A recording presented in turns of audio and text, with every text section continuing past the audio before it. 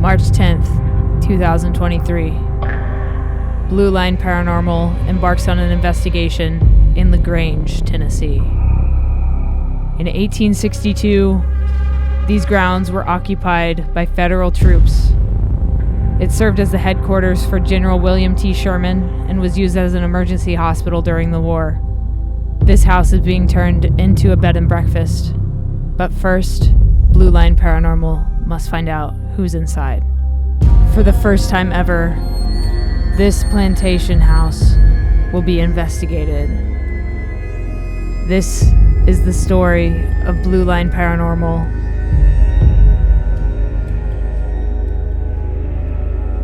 Welcome to Woodlawn Plantation.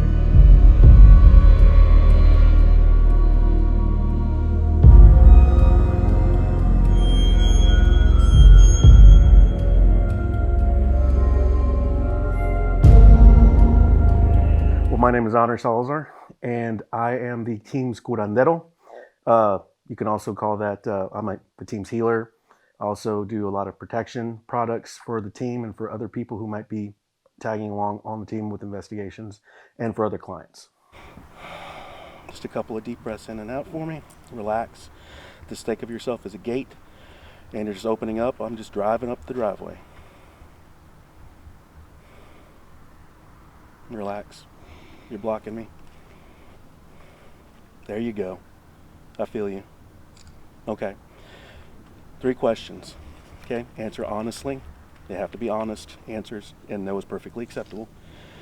Do you believe I'm here to do you harm? No. Do you believe that I have every intention of helping you during this investigation? Yes. Okay, are you willing to come to me as your protection during this investigation? Yes. Okay, do exactly as I say. Close your eyes, palms out. I apologize for the smell. Deep breath in. Oh, you're easy. Yeah, you got nothing on you.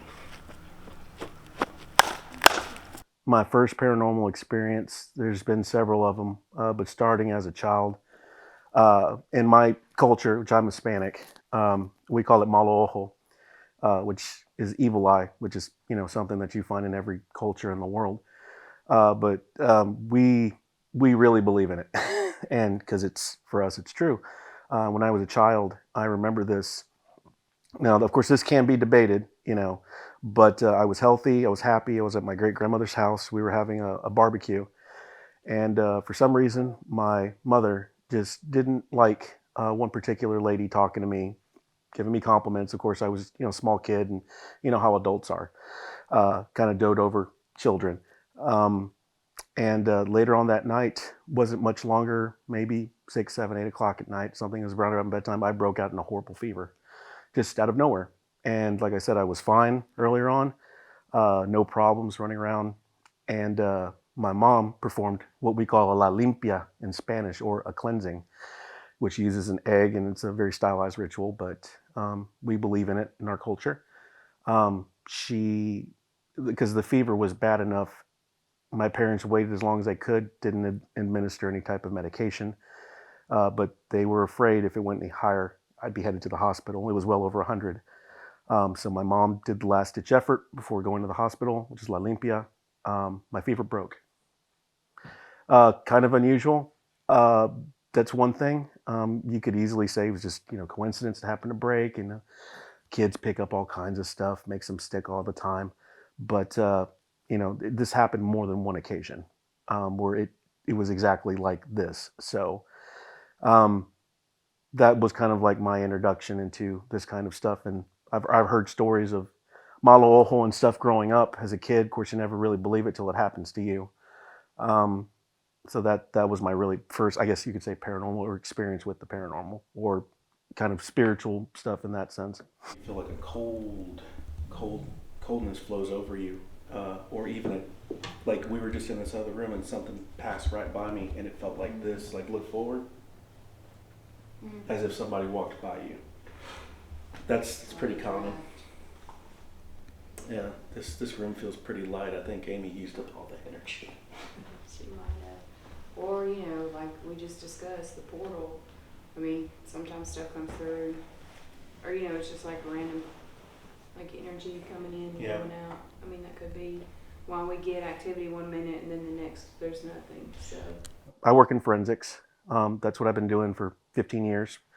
So, of course, I went to college. I've got a ton of science classes, got a lot of experience, as a scientist in the laboratory. So I look at things very analytically. And what keeps me coming back was this childhood fascination, of course, with the questions that we may not ever get answers to. And I think everyone has those kinds of questions. What happens to us when we die? What's out there? And what is my purpose? What am I here for? What is the point of life? All these kinds of questions. And what keeps me coming back is a lot of these questions. Of course, I grew up Catholic, and nothing against any kind of religion, whatever you are, whatever. I just wasn't getting those answers. I wasn't getting those answers from home. I wasn't getting those answers in church. I wasn't getting those answers in college. So, I kind of just steeped myself in a lot of these books over the years, just reading up as much as I could, anything I could grab a hold of in this search for answers. And, I keep on coming back to these because I feel like with every investigation I do, I get a little bit of those answers. Maybe not in a way that I can understand it, but I feel like I get a little bit of insight into the mystery of life, the mystery of the universe. There's a great a great short story, the Stephen King collection called The Jaunt. It perfectly explains what I hear a lot. I don't know if you heard about this, Kelly, about how time works on the other side. The Jaunt talks about how... yes, we know. We know. Under. Under? Did it say under? I think it said under. Portal under? Like portal under. Like in the basement? Oh, what you got? Finger in my hair. Ooh. It's kind of what I felt earlier, down, but it was down where the Yeah, basement is. no, Gates saw your hair move. Did he? Down there in that one room. Yeah. Yeah, he was telling me about it. Okay. But no, the short story, The Jaunt, basically it's just, it's fiction, but talking about how this guy accidentally stumbled upon teleportation, going through one end, coming out the other, but you have to be knocked out. You have to be unconscious because if you're awake, bad stuff happens. Baby. My baby? Okay, guys, just so you know, sometimes my parents follow me. Both my parents are deceased, so so sometimes they follow me. Oh, are we talking about you? My mother passed over a year ago, and through Amy, I was able to talk to her and get a lot of these bits and pieces of these questions, like they were being answered by her. Things I'd had theories about throughout the years, things I wanted to know.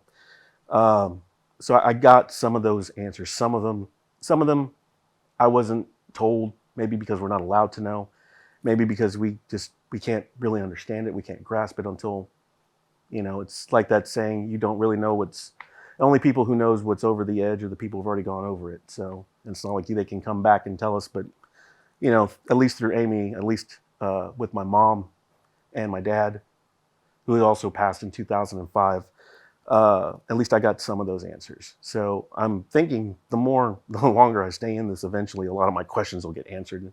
Maybe I won't like those answers, but it's kind of all part of it. You know what I mean? It's a journey. But yeah, I'm a little scared by that. A little scared, but that's okay. It's all part of it.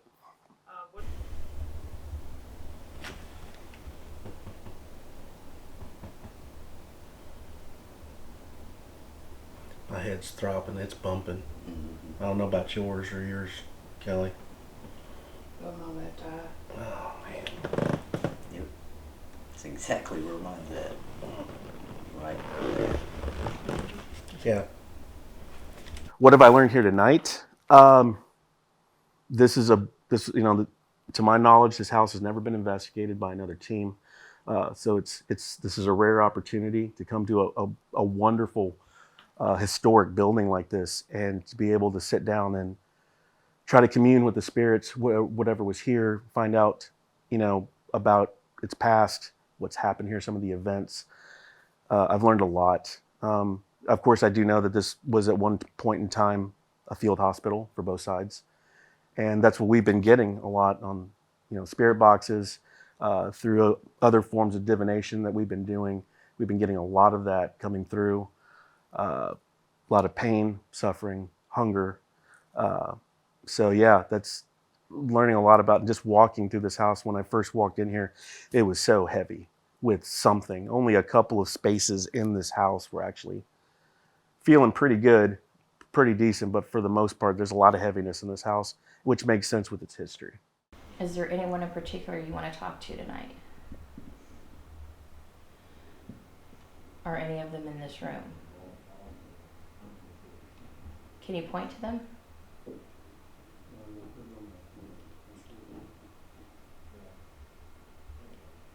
Okay, you're the winner. That would be our camera woman.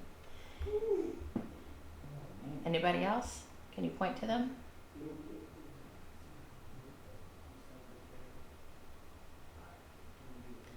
Obviously, because I'm the one with the rods, so it's gonna come back here. I'll let you talk to them, I promise. I am Amy Irwin. I am co-founder of the Blue Line Paranormal, and I'm lead investigator, and I'm also a psychic medium, claircognizant to be more specific. And Gage handles the Tennessee area, and I handle the Indiana area. My first paranormal experience, I was probably just turned 2, maybe 3, 2 or 3. And I remember my closet door, watching it swing open and watching a man walk out of my closet and walk to the side of my bed, to the right side of my bed. And he would just lean over and lean over me. So the funny thing about that is, it was the shape of a man. I knew it was a man because it was big, and it was dark. But inside the dark shadow, the room was dark, the shadow was darker, and the inside of it was like, you know, you take a pencil and you scribble a bunch of little circles. It was all scribbly through his whole body. It was all scribbly. And when he would lean down, it would scare me, but he never hurt me.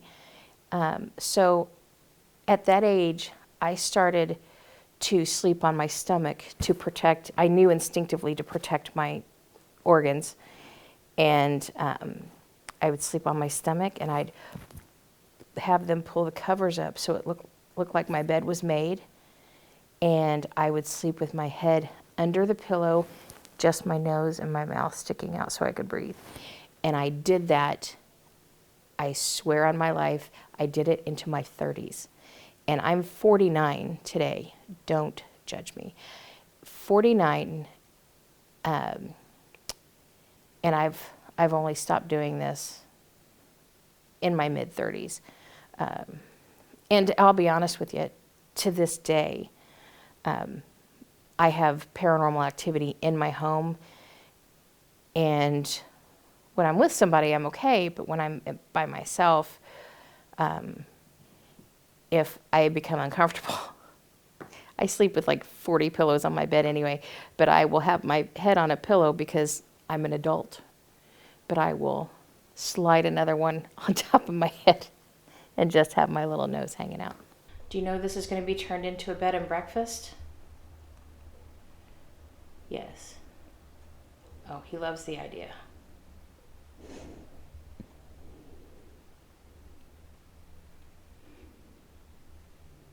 Are you still waiting for your men to come back? Yes. Since I had that experience, I've had them over my entire life. I had, when I was a teenager, the walls in my kitchen would bleed, literally. The red, we called it blood because we didn't know what it was. It was red, and it would just drip down the walls. You'd touch it, and there was, it was nothing there. We would clean it with bleach.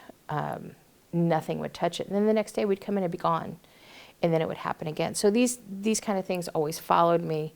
And when I got to the house I'm at now, I was seeing bright orbs that that were so bright they should have illuminated the entire room, that had the lights out, and it did nothing. But it was so bright, And again, a squiggly line inside of it, and it was bright orange, about the size of a softball. And this inside was squiggly, and it just shot out the window. But then the darkness came, and I started seeing spiders everywhere, which I'm terrified of, shadow figures. And these were all things that my mind was imagining I was seeing. They weren't real, but they were terrifying. If I tried to pray, the tears would burn going down my face, and it would burn my skin. It'd leave big welts going down my skin. I was sick nonstop. I couldn't get out of bed. I couldn't take care of myself. I couldn't do anything. And I went to the churches. My church, I'm Protestant, and no one would help me. They kept telling me, go home and pray. And I'm like, thanks, genius. I hadn't thought of that. But praying wasn't working. It was one of the symptoms that made me so sick. And finally, I went to a Catholic church. And I just called him on the phone. He said, I'll be there within the hour. And this Catholic priest came to my house, blessed me, my mom, my entire house, made me some holy water. And I got a little reprieve for a week or two. And then I was going to contact Father Vince Lampert. He's an exorcist out of Indianapolis. And I called his office. They told me I had to get a mental and a physical evaluation before they would even talk to me, which I already had because I thought I was crazy too. I was going to go and talk to the exorcist. And then my aunt brought a picture over that had survived a house fire. It was a picture of Jesus, that old one from like the 70s and 80s, and big brown picture of Jesus, and he's just looking up, with his mullet, bless his heart. And she said, I want you to hang this in your room. And I did, and within that week, everything stopped. No more shadows. And I didn't tell you this, my bed, I don't know if I told you this, my bed shook every night, like would shake, and it would shake so much that it would wake me up. And if I was gone and somebody was house sitting, sleeping in my bed, they always would tell me, your bed shakes? Yeah, it does that. I don't know. But all of it stopped. And that a good 5 years went by, and somebody wanted some help on some paranormal stuff. And then the activity started again.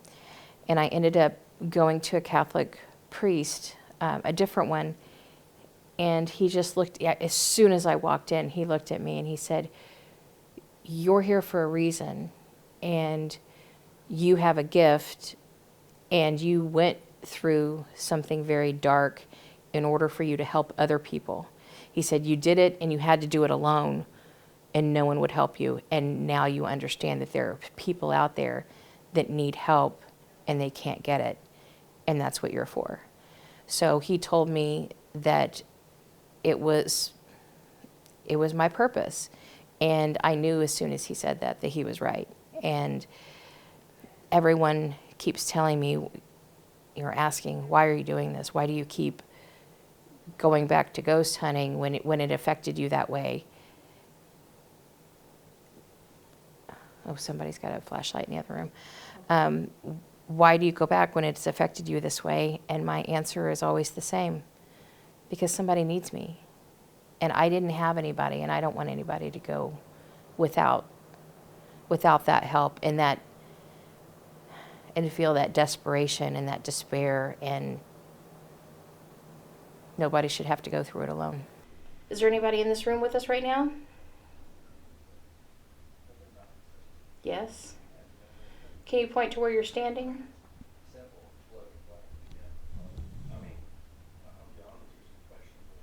We're at the head of the pool table. Can you turn that light off for us again? No? How about touch that little ball and make it light up pretty colors? No. Do you not want to talk to us? No. Okay, if you can turn that light off, then we'll leave. Okay. Can you turn it off?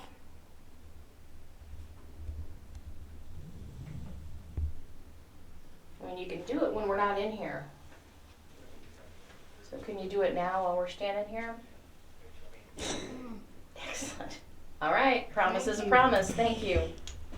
I wish that I knew that I had the abilities that I do when I started all of this. I never understood throughout my entire life why I would get so emotional, why sometimes I would just cry for no reason, why watching the news upset me so much, or watching, a boxing match upset me so, it broke my heart. And it took me a while to realize that I was an empath. All humans are empathetic, or should be, rather. But being an empath is something completely different. It changes your whole personality, or it explains a lot of your personality traits. And I was pretty much textbook. Well, I didn't know any of this when I started doing the ghost hunting thing, and I kind of learned from people who've taught me to control it better. So my emotions are also in check better because I know this. But I've also realized that I didn't realize my great-grandmother had the gift. We have a Cherokee bloodline, and she could do this. She knew things before they happen, and she knew what you were going to have if you were pregnant, and she just always knew things that you don't know how she knew them. My grandmother was afraid of it, so she didn't use it. Just my great-grandmother. My mother didn't use it. She was afraid of it. And she was also very analytical. She's a sheriff's deputy.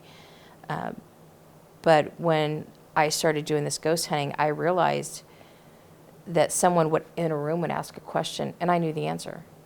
And the cool thing about it is we had record books. We had census books that we could look up the information later, and I was 100% accurate on like the first 3 cases we did. And it blew my mind. And because of that, it really got me interested in why I knew those things. So I started to learn that I'm claircognizant and clairsentient, and kind of how to use those things. Now I do psychic readings. And these are things I've always done. I've always known things, but I've never said them out loud because I thought it was rude, or, that I'm just making stuff up in my mind. But it turns out it's pretty accurate. So I just wish I knew that all along. I could have helped so many more people and probably saved myself a lot of mental anguish thinking that I was crazy and there was something wrong with me. The moment your skin breaks contact, and the air hits my lips again. I begin to ache. So give me your time, I'll make some money. We'll chase our dreams, we don't have to worry. Let's see the world, and I'll show you, honey, what it's like to be loved, to be loved.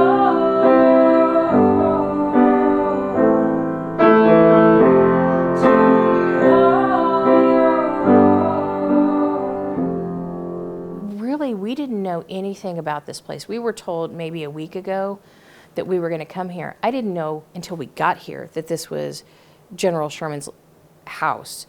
And then we started looking some stuff up when we were talking, and that I saw that William Sherman was a notable general who's credited basically with helping win the war for the Union, that he was credited with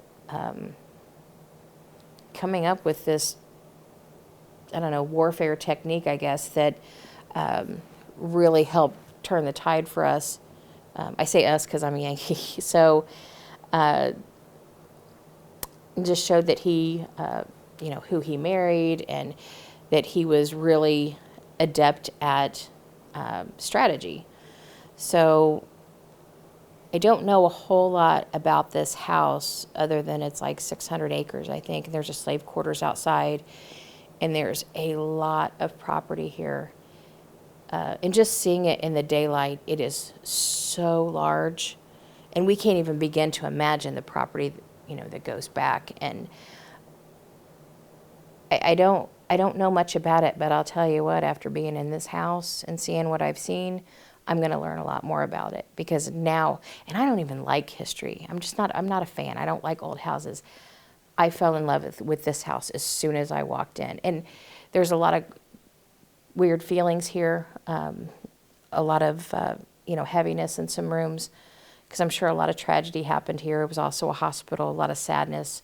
I'm not sure what kind of a hospital. I think it was just a general, a general hospital. It wasn't specifically for like tuberculosis or anything that I know of, but a lot has had to have happened here to have this much activity. And I feel like this is some place that I would want to come back to. And if it is turned into a bed and breakfast, I definitely want to stay in one of these rooms. Cool. Yeah. Perfect. Thank you. Sorry, I'm a little long-winded. My name's Gage Mansfield. I'm a full-time police officer. I'm a school resource officer. I work for a elementary school and a high school. Me and Amy Irwin started this group back in 2019. Officially started the group. We were doing it prior, many years.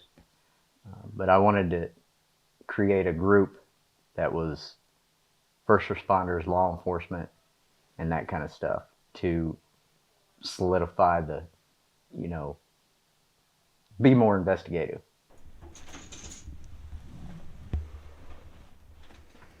Footstep. First paranormal experience, it was probably when I was 7 years old. I was laying in my bed trying to go to sleep, and my parents were asleep, and I was an only kid at this time. My parents were asleep, and all of a sudden I was laying there, and I looked out in the hall, and I could see two shadows on the wall, and I could hear them talking. It was so real that I thought two people were in the living room. So, me being the adventurous young boy, I got up and there was nobody there.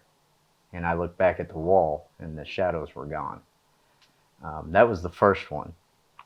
The second most profound experience I had, me and my dad were moving next to my grandparents out in the country. And we were going back to our old house to pick up another load. And as we were going up the driveway, I looked over to the left-hand side in a ditch, and I seen a man standing there. I looked right at him, and he was looking at me. He was all dressed in white, except he had blood coming out of his head.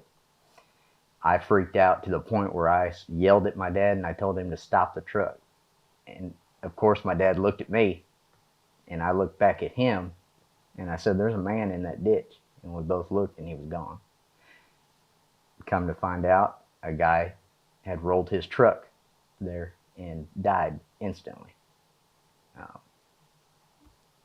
And ever since that moment, I kept having these experiences.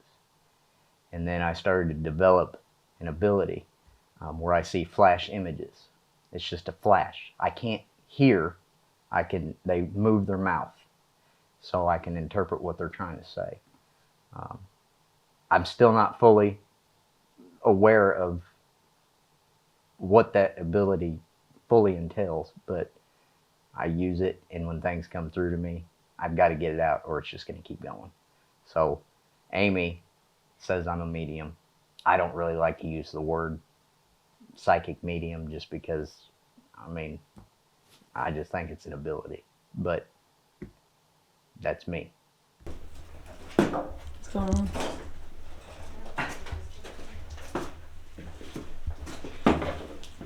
You found an action figure? Yeah. That's kind of weird. Super weird. How did that? Where was that back there? Right. It was back there? Mm-hmm. Is there anything else back there? No, no money. No buried treasure. Nope. All That was right. weird. I'm gonna knock on this door. Can you repeat my knock? Or this wall? What scares me is my family have an attachment. I'm not scared of anything attaching to me. I'm more worried about the people that are around me. I don't want anything to happen. I've seen bad things happen. I've been involved in a couple exorcisms, and it's terrible. It's terrible. What makes you keep coming back and doing these? Helping people. People genuinely need the help. And the one thing that really sticks in your mind is when you're interviewing somebody and they say, I know you're gonna think I'm crazy. That is the first thing that anybody that's truthful will say, you're gonna think I'm crazy. I became a police officer to help people. That's the cliche answer to that when somebody asks you that. But it's in my blood to help people.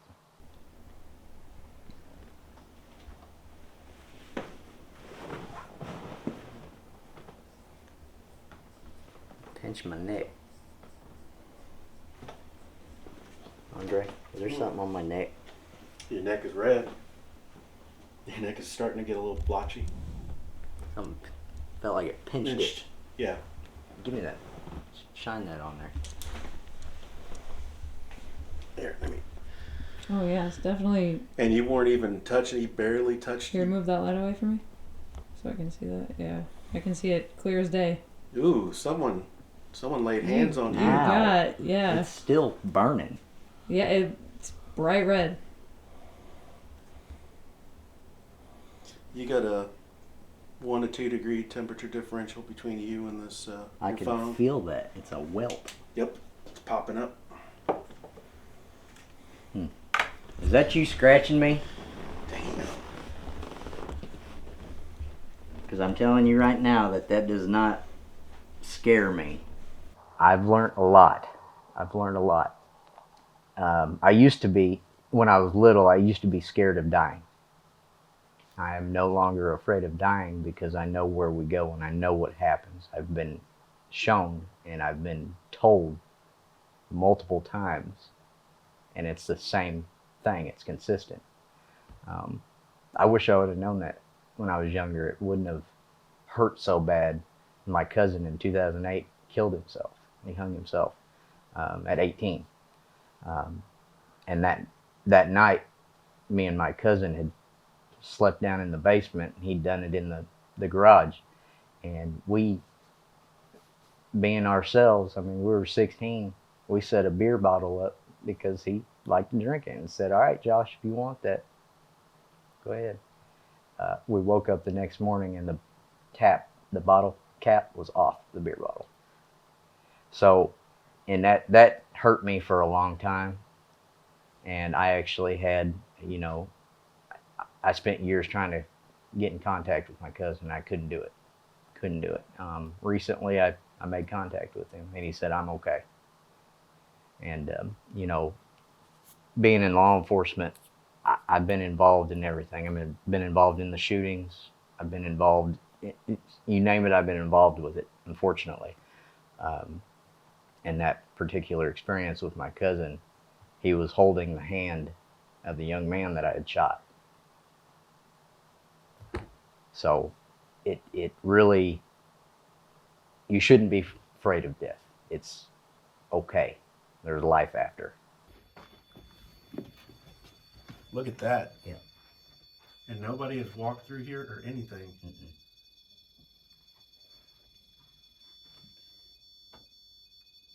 Ooh, shit. And it hasn't been off. It's been sitting there. Yeah, it's been sitting there. It's been quiet all For night. a while, yeah. Yeah. Well, we kind of stirred things up here a second ago. Ah, God. That one right side's still hurting. Back away from it. Back away.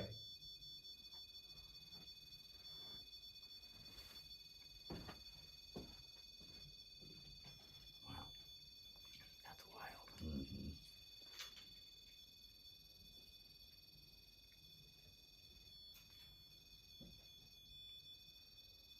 That is crazy. It's probably gonna keep messing with it.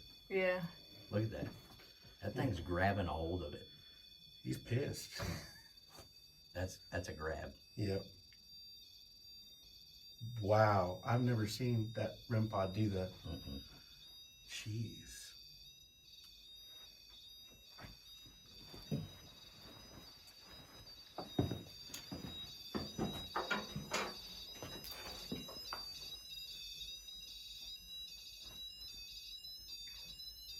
Yeah, it's grabbing onto it. Didn't even want to mess with the cat ball. Listen to that. Wow. Sounds like a police siren. Yeah. It's getting more intense. The frequency's going higher.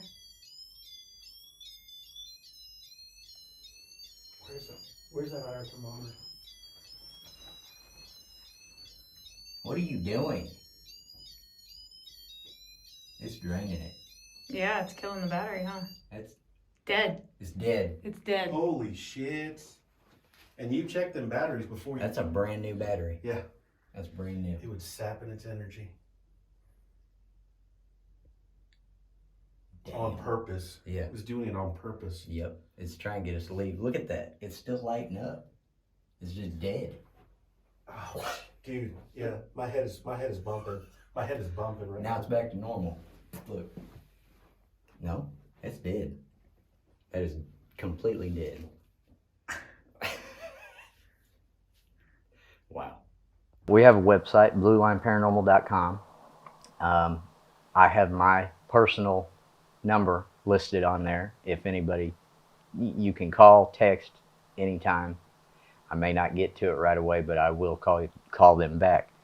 They can also email us at bluelineparanormal@protonmail.com. We got a Facebook page, we got TikTok, we got YouTube, multiple platforms that you can reach us on.